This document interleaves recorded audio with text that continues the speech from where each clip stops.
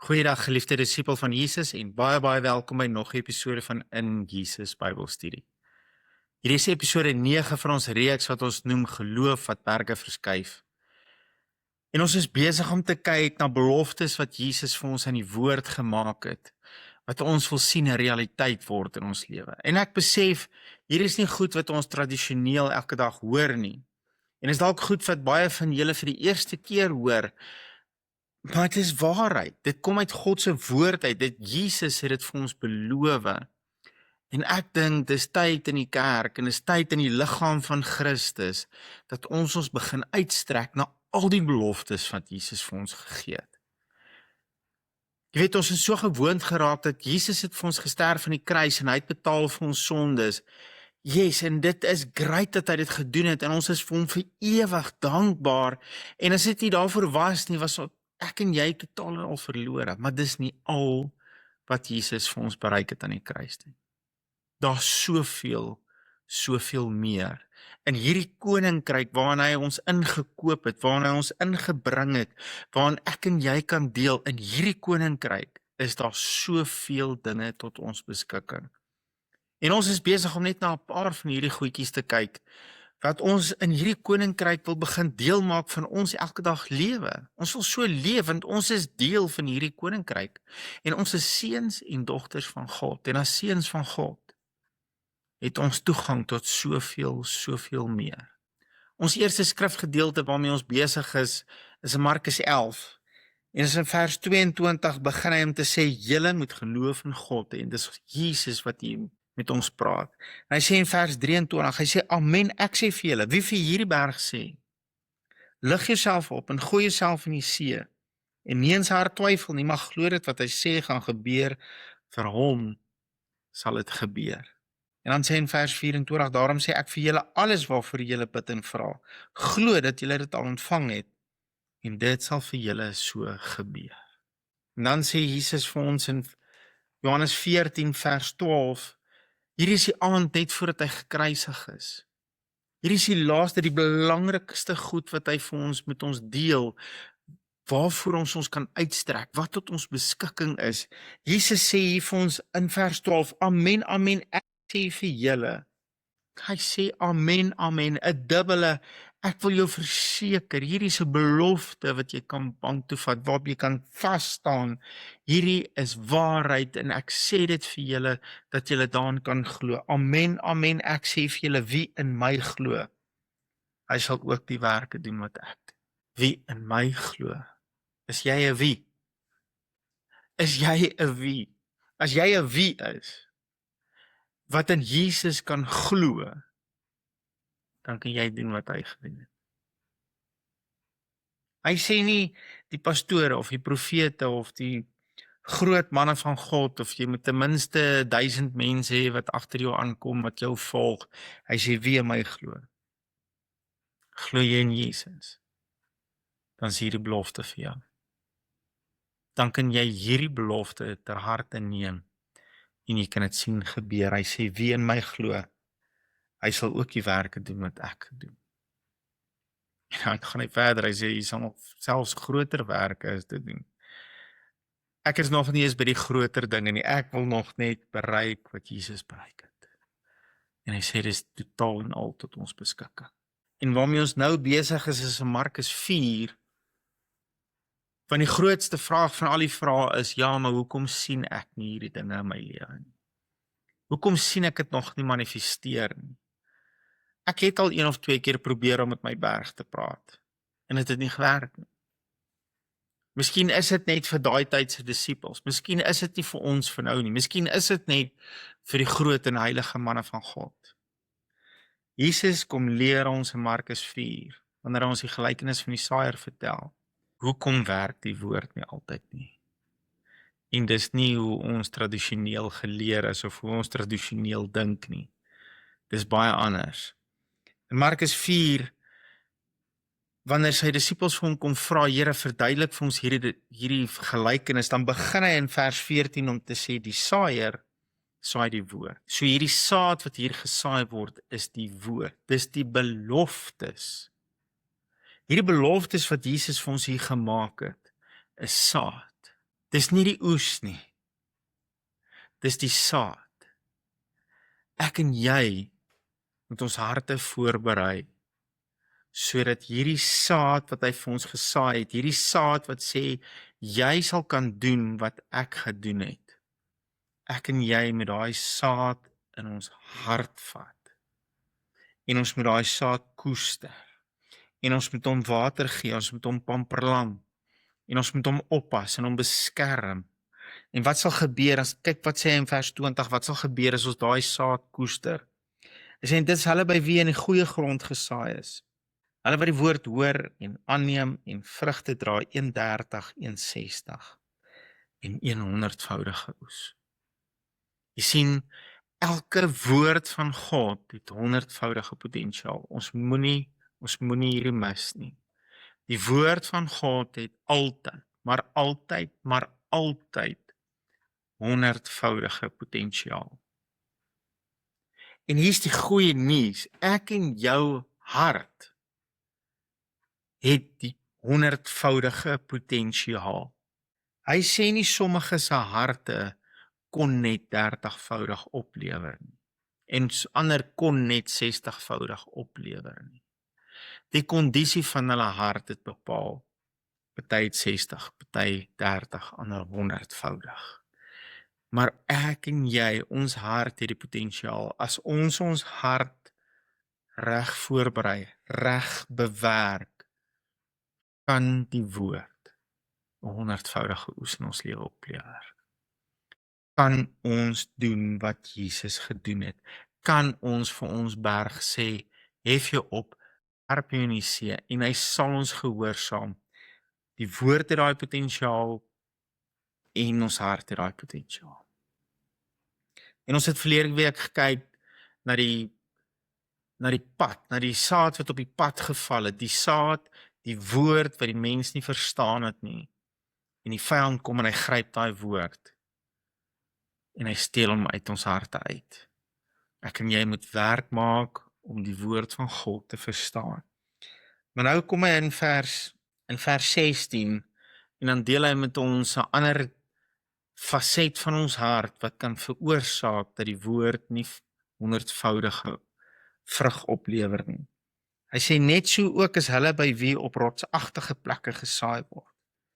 Wat as hulle die woord hoor, dit dadelik met blydskap aanneem, maar geen wortel in hulself het nie. Hulle is net vir 'n tyd. Later as daar verdrukking of vervolging kom ter wille van die woord, struikel hulle dadelik. Geliefde van Jesus, onthou jy wat het ons laas gesê, die vyand kom om die woord by jou te steel. Hy gebruik jou finansies, hy gebruik jou huwelik, hy gebruik jou gesondheid, hy kom om, en hy druk sy vinger in daai goed, en hy krap daai goed die mekaar. Hy maak jou siek, hy steel jou geld, hy steel jou goed, hy steel jou huwelik, maar dis nie sy end goal nie, sy end goal is om die woord by jou te steel, en hoor wat gebeur hierso, dieselfde ding, later as daar verdrukking of vervolging kom ter wille van die woord, struikel hulle onmiddellik. Geliefde, 'n pap wiel langs die pad is nie verdrukking nie. Iemand wat met jou moeilik is nie verdrukking nie. Die verdrukking wat hy hiervan praat, is verdrukking vir die woord. En daar kan eksterne verdrukking wees, dit kan mense wees by die werk, of mense in jou gesin, in jou huis, wat vir jou kom sê, jy doen wat Jesus gedoen het, you've got to be kidding, raak serieus my ou, daai goed is nie vir jou nie, het jy gesien wat het jy al aangevang? Ek weet wat het jy laas somer gedoen, I know what you did last summer, en mense kom en vertel vir jou, hoe sleg is jy, hoekom jy dit nooit sal kan doen nie, en jy vat daai verdrukking, en jy vat daai ou identiteit, onthou, hulle verwys na die ou mens, Jesus sê vir ons, in sy woord, 2 Korintiërs 5:17, as jy wedergebore is jy 'n nuwe skepsel. Al die ou dinge het nuut geword. Jou gees en God se gees is een. Die Heilige Gees het kom tent opslaan hier binne in jou. Jy het die volheid van die Godheid in jou. Kolossense 2 vers 9 en 10. Jy het alles tot jou beskikking. Moenie dat hulle kom en vir jou vertel, jy kan dit nie doen nie. Wat God gesê het, jy kan doen is moontlik. As Jesus sê, wie in my glo, en jy tel jouself onder daai wie, ek glo in Jesus, dan kan jy doen wat hy gedoen het. Maar daai verdrukking kom om hierdie woord by jou te kom steel. En as jy swak onder dit en sê, ja, ek hoor wat jy sê, ek dink nie, ek kan dit maak nie, ek dink nie, ek is goed genoeg nie. Ja, nee, ek weet ek het al 1 of 2 keer probeer om met my berg te praat en dit het nie gewerk nie, so miskien is dit net nie vir my nie. Daar het jy jou hart voorberei om geen oes op te lewer. Geliefde van Jesus, as ek en jy nie onmiddellik die oes sien nie, onthou hy verwys hier na saad, hy vergelyk die woord met saad. Wat gebeur as jy saad in die grond druk? Die volgende dag het jy nie 'n mielieplant nie. As jy vandag 'n pit in die grond druk, het jy nie kan jy nie môre 'n mieliekop gaan afhaal nie. Dan moet tyd verloop. Dan moet tyd verloop vir hierdie saad om te ontwikkel, om éventueel 'n oes op te lewer. En as ek en jy nie onmiddellik die oes sien nie, as ons nie onmiddellik die resultate sien wat ons wou gehad het nie, as ons nie onmiddellik die resultate sien wat Jesus vir ons hier beloof het nie, beteken dit nie die woord is nie waar nie. Dit beteken nie die woord is nie vir jou nie. Dit beteken nie jou hart is nie goed genoeg om daai oes op te lewer nie. Dit beteken die saad is besig om te groei. Die woord is besig om in jou te ontwikkel. Moenie toelaat dat die verdrukking wat as gevolg van die woord kom. Moenie toelaat dat as mense vir jou lag oor jy sê jy kan doen wat Jesus gedoen het. Moenie toelaat dat hulle daai woord by jou steel nie. Dan net geloof. Ons het nie geloof omdat ons dinge sien wat reeds gebeur het nie. As ek iets sien, het ek nie geloof daarvoor nodig nie, want ek kan dit mos sien. Ons gebruik ons geloof vir dit wat ons nie kan sien nie. Die regverdige leef uit die geloof, uit dit wat hy nog nie sien nie, maar waarvoor hy God vertrou dat hy dit wel gaan sien. Het jy al jou verlossing gesien? Kan jy sien dat jy gered is? Nee, ek en jy kan nie sien dat ons gered is nie. Ons kan dalk sekere resultate daarvan al in ons lewe sien. Ons kan sien, ons praat al anders, ons tree al anders op, ons dink anders oor dinge. Maar ek en jy kan nie sien dat ons gees een is met God se gees nie. Ons kan nie sien dat die Heilige Gees in ons woon nie. Hoe weet ons dat hierdie dinge waar is? Ons sien dit in die woord en ons glo dit. Nou net so is ons genesing.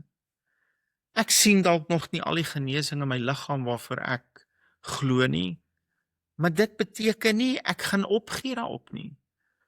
Net omdat ek nie gesien het hoe iemand na aan my gesond word nie, hoe iemand dalk na aan my dood is aan 'n siekte, waarvoor ek en hy of ek en sy saam vertrou het vir genesing en dit het nie gebeur nie. Ek kan nou nie my geloof baseer op dit wat ek ervaar het nie. Ek moet my geloof baseer op dit wat Jesus my beloof. En een van die dinge wat keer dat ek 'n oes op daai belofte sien, is wanneer ek soek onder die aanslag, onder die verdrukking, dat daai belofte is nie vir my nie. Daai belofte is nie vir nou nie. Jy is nie goed genoeg om daai in jou lewe te kan sien nie. En ek stem dalk in, of ek soek onder, ek glo al so lank vir my genesing. Ek het al soveel keer vir my genesing gebid. Wat van net nog een keer? Wat van net nog een keer sê,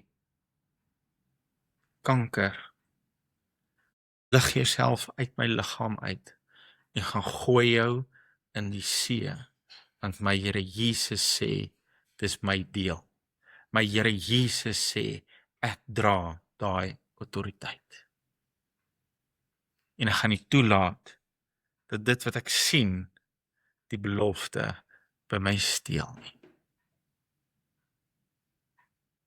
Here, dankie vir u woord en dankie vir die werklikheid en die waarheid en die krag en die lewe van u woord. Help ons, Here, om ons harte te beskerm teen verdrukking en vervolging wat die woord by ons wil kom vat. Wat wil kom veroorsaak dat ons geloof en ons vertroue in u woord verloor. Help ons om ons harte te koester en voor te berei, om ons oë te hou op daai 100voudige oes. In Jesus naam. Amen. Geliefde van Jesus, hou jou oog op hom en jou neus in sy woord. Dit is waar jou genesing vandaan kom. In Jesus naam. Shalom.